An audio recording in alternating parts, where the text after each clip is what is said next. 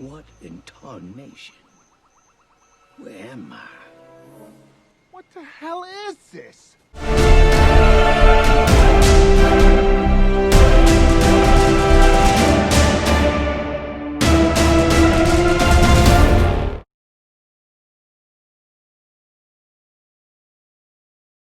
Welcome back to another movie review.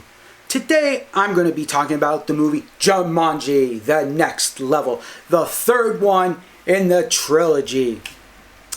Now let's go off by starting with the director, because he's important, because you've seen him in other movies that he's done. So Jake Kasdan has done other movies like, of course, other than this one, Jumanji, Welcome to the Jungle, which is the second one in the trilogy. Also, he has done the movie Sex Tape, Bad Teacher, and Walk Hard, the Dewey Cox story. Those are just a few to name. Now, you have different characters in this movie. Of course, you can't really see because I got a big ring light right here. You can't really see who everyone is, but let me tell you by telling you who each character is in the beginning, like of the movie. Now, you have a gentleman by the name of Spencer, and in real life his name is Alex Wolff. Okay, so he plays Spencer, who is, well, a scrawny kid, and, well, he's probably taller than me, but he's still a scrawny kid. Then you have Morgan Turner, who is played by Martha. She is, how do I explain this? She is in love with Spencer, and Spencer is in love with Martha. Then you have Bethany, who is played by Madison Iseman. Okay, Madison Iseman is the real girl's name, and she is playing Bethany. Then you have Sir Darius Blaine. I'm sorry if I said your name wrong. I didn't mean to. I really don't know how to pronounce your name, but he is played by a guy named Fridge, or, well, there's another name, but don't want to give it away. But his name is Fridge. Let's put it that way. That's what everyone calls him. That's what everyone knows him by. So now, let's get on with this review of telling you a little bit about the movie. So, in this movie, Alex is coming back home to New York, and he's kind of a little bit depressed because he really likes Martha, or he was supposed to meet her and he kind of gave up on it, but he really likes her still and everything else, and really loves her as much as Martha loves him. And so he goes back home, where he is greeted by his friends. So you got Fridge, who is the tall black guy, who is like the big strong bodybuilder type of guy, and he, well, yeah, that's who he is, just big bodybuilder. And then you got Bethany, who is like the cheerleader type, and Martha, who is kind of like the geeky. But so he meets all his friends, and he's supposed to meet them at Nora, okay, which is a restaurant. Now, in the movie, you have Danny DeVito, who is played by Eddie, and Danny Glover, who is played by Milo. So these two guys, Milo and Eddie, are old farts, let's put it that way. They are at their prime of their age, where, well, not prime, but they're old. They're old. And Eddie has a hip replacement. That's what he has. And so his friend Milo comes over to visit him and spend time with him, because there is a deep, dark secret about Milo that only Milo knows, and you will find out if you watch the movie near the end. But I'm not going to tell you. So what happens is that Spencer is depressed, and he wakes up and he hears the noise of the video game as usual, and he jumps into the game. Why? I'm not exactly sure why he jumps into the game, but he does. Now, his friends come searching for him because they were supposed to meet at Nora, which never happened. And they hear the beating of the drums, just like in the first one, where Robin Williams hears it. And, you know, they get sucked into the game. But you would think that it would be Martha, Bethany, and Fridge who would be sucked into the game. Well, lo and behold, there is a twist to this. You got Fridge, you got Martha and Eddie and Milo. They get sucked into the game because this time the game has chosen the characters. Now, everyone becomes different characters. So Milo becomes Mouse, who is a zoologist and linguistic, who is able to talk to animals, and he knows everything from A to Z about animals. You got Eddie, who is playing as Dr. Bravestone, who is played by Dwayne "The Rock" Johnson, or Dwayne Johnson in this case. And he is like the strong bodybuilder type with the big muscles. He's able to run fast. He's able to punch the daylights out of people and send them flying. And, you know, he's great with weapons and stuff like that.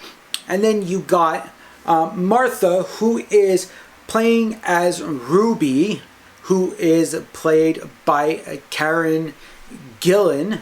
Or Jillian, I'm not sure how to pronounce her name. But she has like amazing endurance. She is able to kick butt with nunchucks. And one of her special secrets is that when music is played, she is like the man killer, because she starts dancing, and she is dancing by fighting. And that's her specialty. She is like a dance fighter. And then, of course, you have Fridge, is playing as Dr. Oberon, who is played by Jack Black. Now, Oberon in this movie, he is the map person who can only see the map, and he has terrible weaknesses. Like, he has no endurance whatsoever. The heat kills him, the sun kills him, and of course, sand kills him, of course. But, you know, he is great with geology. He is great with mathematics, and he's great with knowing of like different like shapes and everything else. So you find out that there is a great secret with all of them as it goes. So in the movie, they get sucked into a game, and now they have to play out the game again as they did in the beginning. But this time there is a horrible twist to it. There is a guy who has this stone that they need to be able to get back to their reality, and without it they just can't. So they go on an adventure, a quest, whatever you want to call it, to obtain this stone. Now let me tell you my personal opinion, as I am rubbing my nose because my nose is so damn itchy today at the moment of time when I'm filming.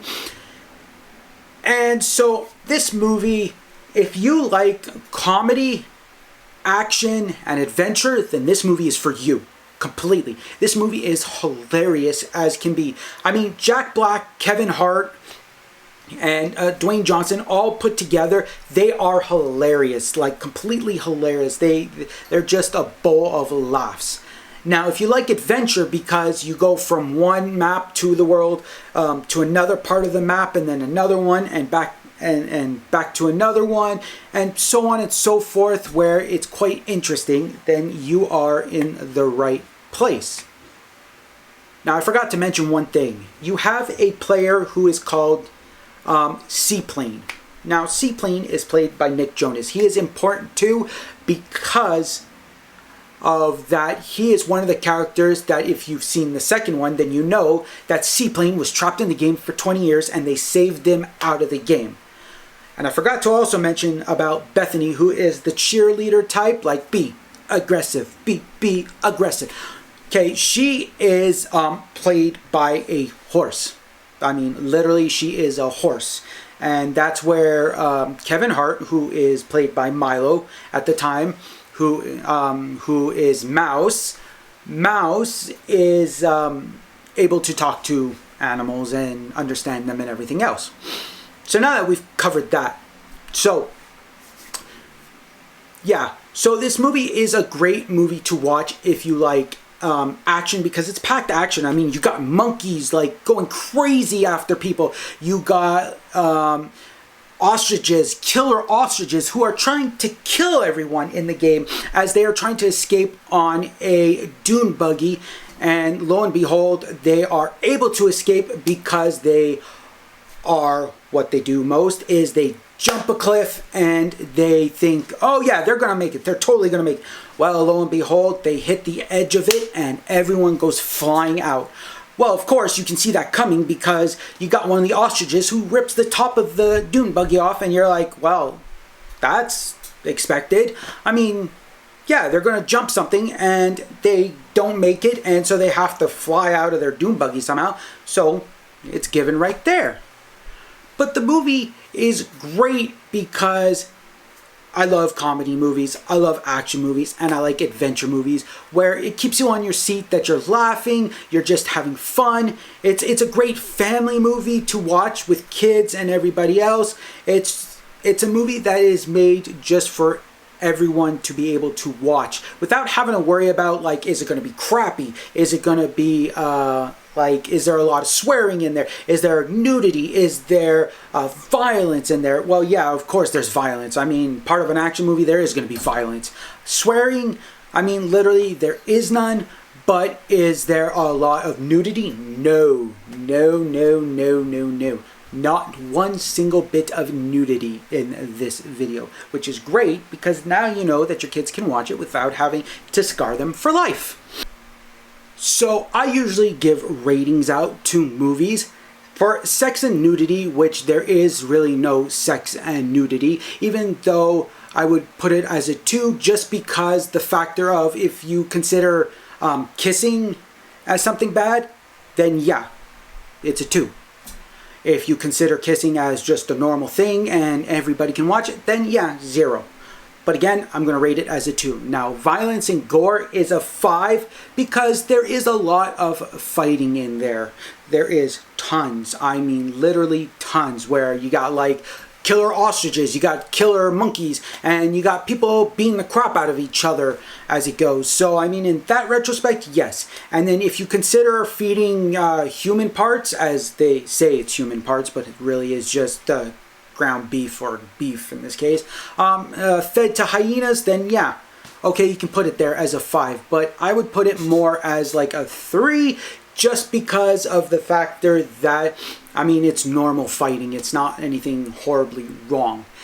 And then for language would be is up there. It's a 4, but that's only because if you think that, oh my God, and all these other things are bad languages, then yeah, okay, it's high, but really I would put it as a 0, literally a 0, but still a 4 because, you know, you want to put it up there because some parents are like, oh, I don't want my kids saying certain things, even though they're not bad at all. Certain words like, oh my God, is not bad at all. It's just that maybe some parents don't like it.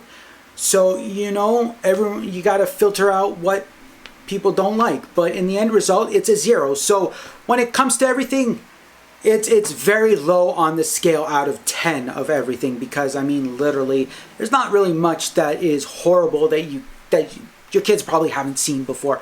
But it's a great family movie. It's a great trilogy. I mean, if you haven't seen, if this is the first one that you're going to check out, then I mean, go to the very beginning. Watch the very first Jumanji.